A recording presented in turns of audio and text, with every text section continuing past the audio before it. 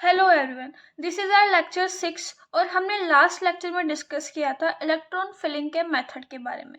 यानी कि हमने पाउली एक्सक्लूसिव प्रिंसिपल और n+l रूल को हमने डिस्कस कर लिया था। इस वीडियो में या इस लेक्चर में हम डिस्कस करेंगे अबाउट हुंड्स रूल, जो कि इलेक्ट्रॉन फिलिंग का नेक्स्ट मेथड है। हमने अभी तक जितने भी मेथड देखे, हमने n+l रूल से समझा कि इलेक्ट्रॉन को एनर्जी के इंक्रीजिंग ऑर्डर में आपको अरेंज करना होता है। उसको n+l रूल बोल देते हैं कि अगर n+l की वैल्यू ज़्यादा तो एनर्जी ज़्यादा, फिर n+l की वैल्यू अगर इक्वल आ जाती है तो n की वैल्यू ज़्यादा और एनर्जी ज़्यादा हो जाती है। नेक्स्ट आपने देखा था पाउली रूल में कि एक ऑर्बिटल में ओनली 2 इलेक्ट्रॉन्स को ही आप फिल कर सकते हैं, और उन 2 इलेक्ट्रॉन्स को कैसे फिल करेंगे, आप अपोजिट स्पिन में फिल करेंगे। ये हमने पाउली एक्सक्लूसिव प्रिंसिपल में देख लिया था। नेक्स्ट हम बात करते हैं हुंड्स रूल की। हुंड्स ने बताया कि आप क्या देखेंगे हुंड्स के अकॉर्डिंग, कि उसने फिलिंग ऑफ इलेक्ट्रॉन को बताया सब शेल में, यानी कि इलेक्ट्रॉन की फिलिंग सब शेल में कैसे की जाती है ये आपको बताया था हुंड्स ने।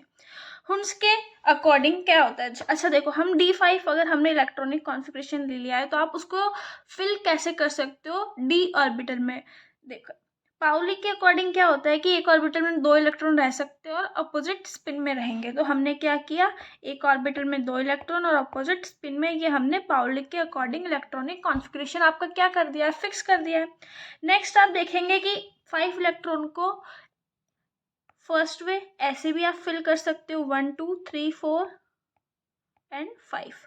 ऐसे सेकेंड वे में फिल कर सकते हो, थर्ड वे में फिल कर सकते हो, कैसे भी आप 5 इलेक्ट्रॉन को रख सकते हैं।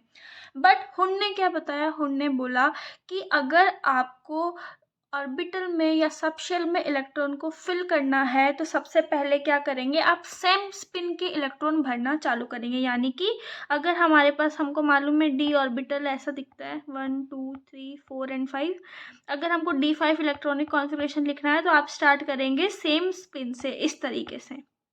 ठीक है, पहले आप सेम स्पिन वाला भरेंगे, ऊपर वाला नहीं, आप नीचे वाला भी फिल कर सकते हो, पर उसकी स्पिन क्या होनी चाहिए, इक्वल होनी चाहिए, सेम होनी चाहिए। नेक्स्ट आप देखेंगे कि अगर पांचों, ईच ऑर्बिटल के पास अगर एक एक इलेक्ट्रॉन आ गया है, उसके बाद आप पेयरिंग स्टार्ट करेंगे। तो आपने क्या किया, सब ऑर्बिटल के पास एक एक इलेक्ट्रॉन आ गया। अगर मेरे को D6 का लिखना हो तो क्या करेंगे हम, 1 2 3 4 5 और 6। देन अगर पांचों ऑर्बिटल के पास एक एक इलेक्ट्रॉन आ गया है, देन आप पेयरिंग स्टार्ट करेंगे। ओके, नेक्स्ट पाउली ने हुंड ने क्या बोला, हुंड ने बोला कि आप एक और चीज क्या देखेंगे कि वो ऑर्बिटल डीजेनरेटेड होने चाहिए। डीजेनरेटेड मतलब उनका एनर्जी जो होता है वो इक्वल होना चाहिए जिसमें आप इलेक्ट्रॉन की फिलिंग कर रहे हैं।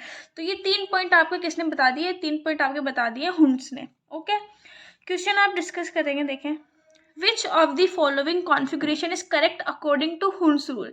हमारे पास बस एक दिमाग में एक ही कंफ्यूजन रहता है कि हमको करेक्ट ढूंढना होता है, हमको क्वेश्चन ढंग से पढ़ना है। आप देखो हुंड्स के अकॉर्डिंग पूछा है, इलेक्ट्रॉनिक कॉन्फ़िगरेशन करेक्ट पूछा है, और किसके अकॉर्डिंग, हुंड्स के अकॉर्डिंग। हुंड्स के रूल याद करेंगे, हुंड्स ने क्या बोला था, देखो उसने बोला था हुंड्स ने कि ऑर्बिटल पहले एक एक इलेक्ट्रॉन सारे ऑर्बिटल में जाएगा, उसके बाद पेयरिंग स्टार्ट होगी। उसने ऑपोजिट पेयरिंग होगी ये बात नहीं बोली थी। तो ये आंसर क्या, ये ऑप्शन क्या हो गया, ऑप्शन ए करेक्ट है। ऑप्शन बी आप देखेंगे कि पहले सेम स्पिन वाला ऑर्बिटल्स में इलेक्ट्रॉन भरने चाहिए, तो ये सेम स्पिन भरी 5 ऑर्बिटल में। नेक्स्ट आप देखेंगे कि सबके पास एक एक इलेक्ट्रॉन है। अब हम क्या, डीजेनरेटेड ऑर्बिटल होने चाहिए, मतलब ये 5 ऑर्बिटल क्या है, d ऑर्बिटल के सेम एनर्जी वाले हैं, मतलब इलेक्ट्रॉन आप यहाँ से भरो या यहाँ से भरो, इक्वल ही बात है, तो ये भी सही है। यानी कि ऑल ऑफ दिस, हुंड के अकॉर्डिंग ये तीनों कॉन्फ़िगरेशन करेक्ट है। नेक्स्ट क्वेश्चन देखेंगे आप, which of the following configuration is correct according to Pauli. Pauli के अकॉर्डिंग कौन सा कॉन्फ़िगरेशन आपका करेक्ट है, आप ये देखेंगे। पाउली ने क्या बोला था कि एक ऑर्बिटल में 2 इलेक्ट्रॉन आ सकते हैं, प्लस वो इलेक्ट्रॉन ऑपोजिट स्पिन में होने चाहिए। आप देखो एक ऑर्बिटल है, ऑप्शन ए 2 इलेक्ट्रॉन है, ऑपोजिट स्पिन में है, करेक्ट। ऑप्शन बी एक ऑर्बिटल में 2 इलेक्ट्रॉन ऑपोजिट स्पिन में। तो उसने ये नहीं बोला था कि आपको सेम स्पिन वाले भरने हैं, आप ऑपोजिट स्पिन भर सकते हो। ठीक है, सी ऑप्शन, एक ऑर्बिटल में 2 electron with opposite spin, option C correct है, यानी कि ऑल ऑफ दीज। अब देखो which of the following configuration is correct. आप यहाँ पे करेक्ट पूछा है, यानी कि आपको हुंड्स और पाउली दोनों को मिला के बताना है कि कौन सा कॉन्फ़िगरेशन करेक्ट है। आपको हुंड का रूल भी याद रखना है और आपको पाउली का रूल भी याद रखना है। चलिए, हुंड के अकॉर्डिंग क्या होगा कि हर ऑर्बिटल में एक एक इलेक्ट्रॉन जाएगा, उसके बाद पेयरिंग स्टार्ट होगी, करेक्ट है। बट पाउली के अकॉर्डिंग क्या होगा, ऑपोजिट स्पिन फिल करनी चाहिए, ये ऐसे होना चाहिए था, तो ये गलत हो गया। ऑप्शन भी देखेंगे, हुंड के अकॉर्डिंग ऑर्बिटल में पांचों में एक एक जाना चाहिए, उसके बाद पेयरिंग स्टार्ट होनी चाहिए, तो ये हुंड के अकॉर्डिंग गलत हो गया और ये पाउली के अकॉर्डिंग ऑप्शन है आपका रॉन्ग हो गया है। ऑप्शन सी, पांचों एक एक ऑर्बिटल में पांचों इलेक्ट्रॉन है, ऑपोजिट स्पिन में है, दोनों रूल फॉलो कर रहे हैं, यानी कि ऑप्शन सी इज करेक्ट। सी, आपको क्वेश्चंस बहुत इजी तरीके से डिटेक्ट करना आना चाहिए कि आपको पूछा क्या जा रहा है। ओके, नेक्स्ट टर्म है हमारी मल्टीप्लिसिटी। मल्टीप्लिसिटी कोई एक डेफिनेशन नहीं है या एक कोई बड़ा सा मीनिंग नहीं है, ये जस्ट अ मैथमेटिकल टर्म आपको याद रखना है। अगर मल्टीप्लिसिटी ज़्यादा होगी तो स्टेबिलिटी भी ज़्यादा होगी, बस आपको एक चीज़ याद रखनी है, अगर मल्टीप्लिसिटी ज़्यादा होगी तो स्टेबिलिटी भी ज़्यादा होगी। देखो, मल्टीप्लिसिटी का एक सिंपल फॉर्मूला होता है 2s+1, आप ये याद रखेंगे। s मतलब होता है टोटल स्पिन। आप एक गलती यहाँ पे ये कर देते हैं जल्दबाजी में कि आप इसको क्या मान लेते हो, अनपेड इलेक्ट्रॉन मान लेते हो। ये अनपेड इलेक्ट्रॉन नहीं होता, ये होता है टोटल स्पिन, यानी कि स्पिन क्वांटम नंबर की वैल्यू ये होती है। ओके, एग्जाम्पल 1 आप देखेंगे कि हमको दिया हुआ है D5 कॉन्फ़िगरेशन और आपको इसके लिए स्पिन मल्टीप्लिसिटी की वैल्यू निकालनी है। 2s+1, s मतलब क्या है, टोटल स्पिन। आप देख रहे हैं इसके लिए तो क्या हो जाएगा, फर्स्ट ऑर्बिटल में +½ -½ दोनों है, इसके लिए आप +½ कंसिडर करेंगे, इस इलेक्ट्रॉन के लिए आप -½ कंसिडर करेंगे, तो ये क्रॉस हो जाएगा। अब आप देखेंगे 3 इलेक्ट्रॉन है तो मल्टीप्लिसिटी क्या हो जाएगी, 3/2, तो आपने s की जगह 3/2 वैल्यू पुट कर दिए, +1 इज इक्वल टू मल्टीप्लिसिटी के आगे 4 आ गई है। नेक्स्ट देखेंगे आप D5 इलेक्ट्रॉनिक कॉन्फ़िगरेशन को विदाउट पेयरिंग ऐसे लिख सकते हैं कि पांचों ऑर्बिटल में एक एक फिल करेंगे। किसने बताया था, ये हुंड ने बताया था कि पहले पेयरिंग तब होगी जब सारे ऑर्बिटल को आपको एक एक इलेक्ट्रॉन मिल जाएगा। ये लिख दिया, 5 अनपेयर्ड इलेक्ट्रॉन है, स्पिन क्या होगी 5/2 और 6 मल्टीप्लिसिटी आएगी।